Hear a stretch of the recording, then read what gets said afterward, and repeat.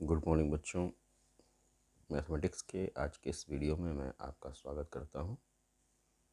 आज का जो हमारा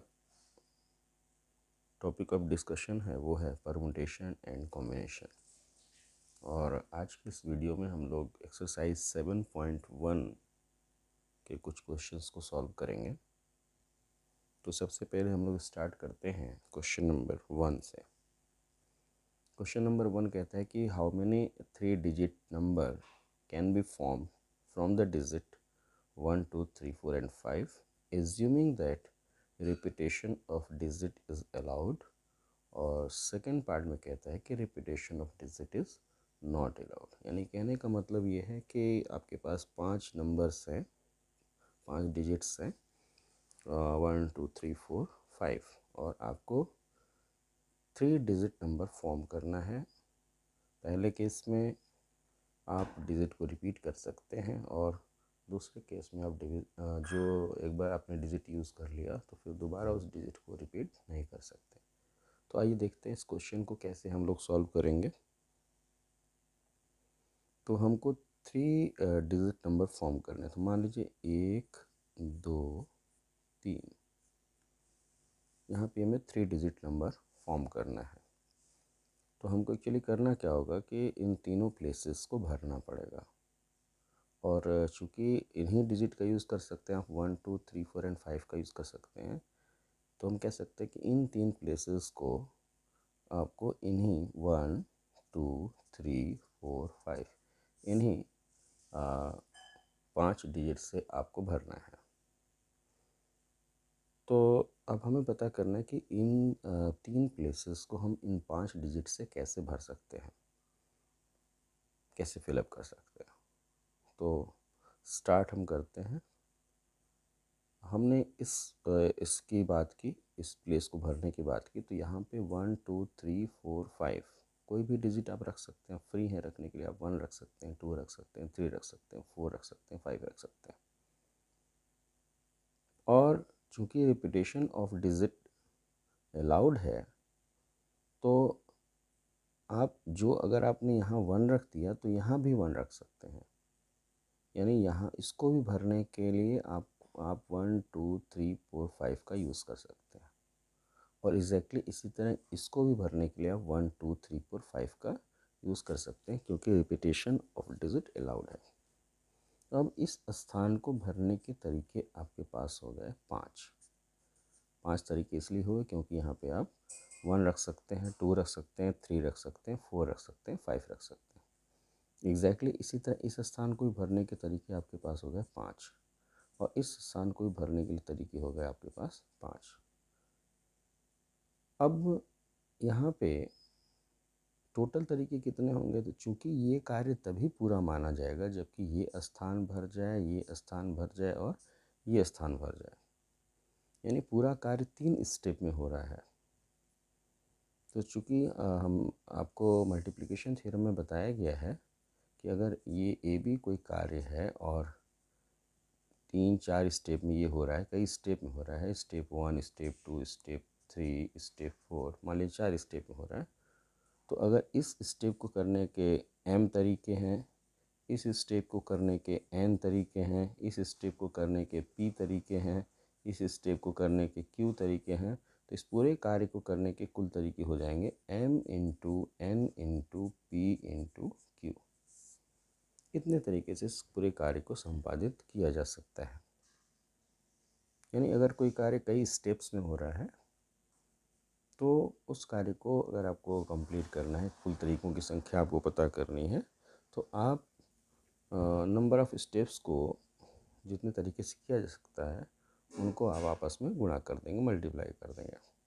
तो ये जो कार्य है 3 डिजिट नंबर का फॉर्मेशन का जो कार्य है ये 3 स्टेप में पूरा हो रहा है।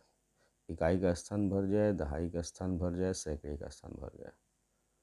अब अगर ये तीनों स्टेप पूरे हो गए तब जाके ये 3 डिजिट यहाँ पे बनेगा। तो इस पहले स्टेप को पूरा करने के लिए 5 तरीके, दूसरे स्टेप को पूरा करने के लिए 5 तरीके, तीसरे स्टेप को पूरा करने के लिए 5 तरीके। यानी 5 गुणे 5 गुणे 5 यानी कुल 125 तरीके से ये कार्य पूरा हो सकता है, यानी कुल 125 डिजिट आपको मिलेंगे। यानी 1 2 3 4 5 से अगर आप 3 डिजिट नंबर बनाते हैं, रिपीटेशन ऑफ डिजिट अलाउड है, तो कुल 125 डिजिट आपको मिलेंगे। आज देख लेते हैं कि इसको ये 125 डिजिट कैसे मिलेंगे। तो मान लीजिए कि आपने सैकड़े के प्लेस पे मान लीजिए 1 रख दिया। अब जब 1 रख दिया तो दहाई के स्थान पे यानी टेंस प्लेस पे आप 1 2 3 4 5 कुछ भी रख सकते हैं। और मान लीजिए आपने जो दहाई का स्थान है वहाँ पे आपने 1 रख दिया। तो जब दहाई का स्थान 1 रख दिया आपने, तो इसको आप पूरा करेंगे। इकाई के स्थान को भी आप 5 तरीके से भर सकते हैं। यहाँ 1 रख सकते हैं, 2 रख सकते हैं, 3 रख सकते हैं, 4 रख सकते हैं, 5 रख सकते हैं। तो अब देखिए कितने डिजिट मिलेंगे। 1 1 1, पहला मिला 1 1 1, 1 1 2, 1 1 2, 1 1 3, 1 1 3, 1 1 4, 1 1 4, 1 1 5, 1 1 5। ये तो तब हुआ जबकि आपने इकाई के स्थान पे 1 रखा था, दहाई के स्थान पे 1 रखा था, और सॉरी सैकड़े के स्थान पे 1 रखा था, दहाई के स्थान पे 1 रखा था, और इकाई के स्थान पे 1 2 3 4 5 रखा था। तो ये 5 आपको मिले।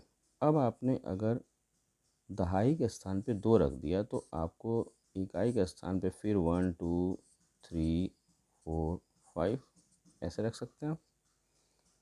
तो सैकड़े के स्थान पे 1, दहाई के स्थान पे 2, और इकाई के स्थान पे 1 2 3 4 5। तो डिजिट क्या क्या मिलेंगे। 1 2 1, 1 2 1, 1 2 2, 1 2 2, 1 2 3, 1 2 4 और 1 2 5। एग्जैक्टली इसी तरह अगर आपने 3 ले लिया तो आपको मिलेगा 1 3 1। मतलब आपने सैकड़े के स्थान पे 1 रखा, दहाई के स्थान पे 3 रखा, तो इकाई के स्थान पे आप 1 2 3 4 5 रख सकते हैं। तो 1 3 1, 1 3 2, 1 3 3, 1 3 4, 1 3 5। दाई के स्थान में अगर 4 रखें तो 1 4 1, 1 4 2, 1 4 3, 1 4 4, 1 4 5। 5 रखें तो 1 5 1, 1 5 2, 1 5 3, 1 5 4, 1 5 5। तो अब कुल कितने केसेस मिले।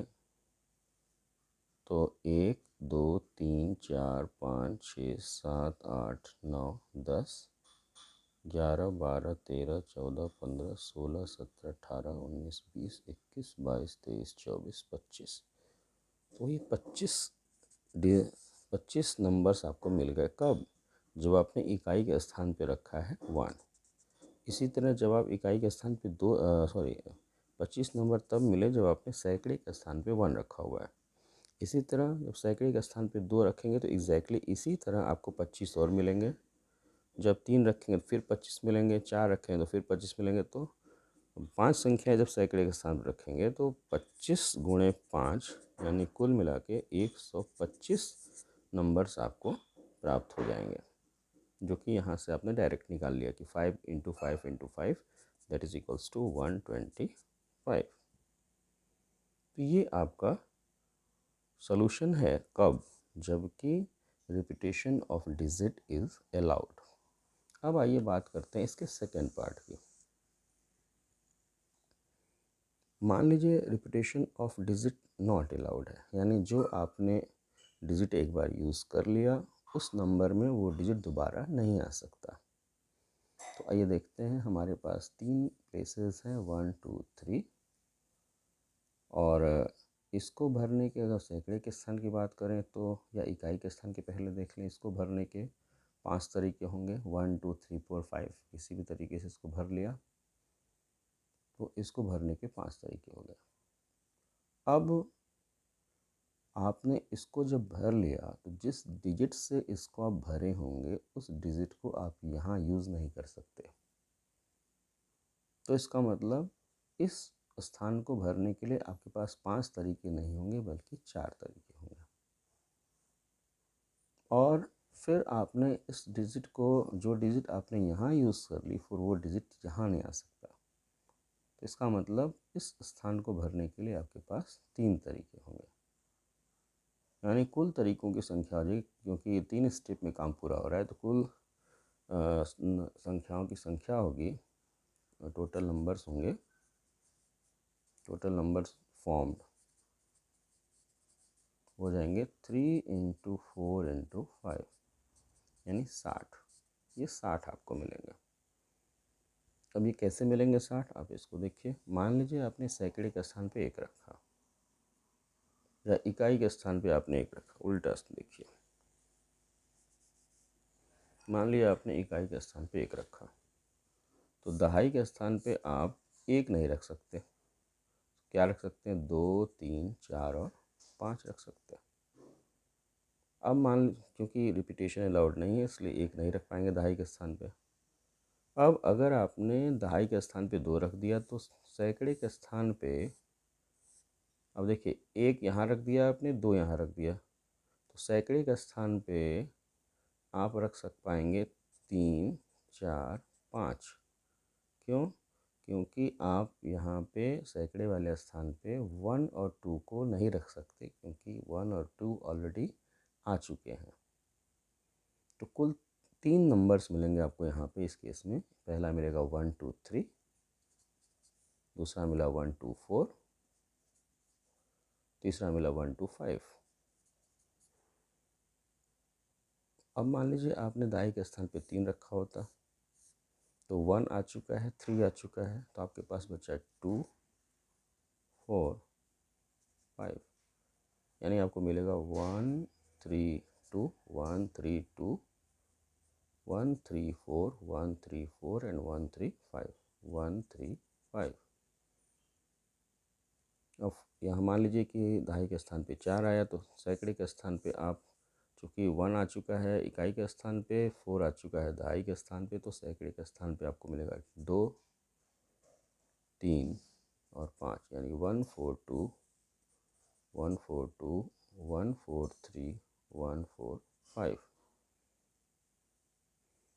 और एग्जैक्टली इकाई के स्थान पे 1, दहाई के स्थान पे 5, सैकड़े के स्थान पे आपके पास हो जाएंगे क्या क्या 2, 3 और 4, यानी 1, 5, 2, 1, 5, 2, 1, 5, 3 और 1, 5, 4 इतने मिलेंगे। कब? जबकि इकाई के स्थान पे हमारा 1 आएगा तब। तो कुल संख्या कितनी हो गई? 1, 2, 3, 4, 5, 6, 7, 8, 9, 10, 11, 12। 12 फॉर्म हुए हैं अगर हमारा इकाई के स्थान पे 1 आया तो। इसी तरह इकाई के स्थान पे अगर 2 आए तो फिर 12 फॉर्म होंगे, 3 आए तो फिर 12, ऐसे करते हुए कुल 5 संख्याएं हमारे पास हैं। तो 5 × 12 यानी कुल कितनी संख्या मिलेंगी आपको? 60। तो ये तरीका है। एग्जैक्टली सेम क्वेश्चन आपका क्वेश्चन नंबर 2 है। तो इसी मेथड से आप क्वेश्चन नंबर 2 भी सॉल्व कर सकते हैं। धन्यवाद।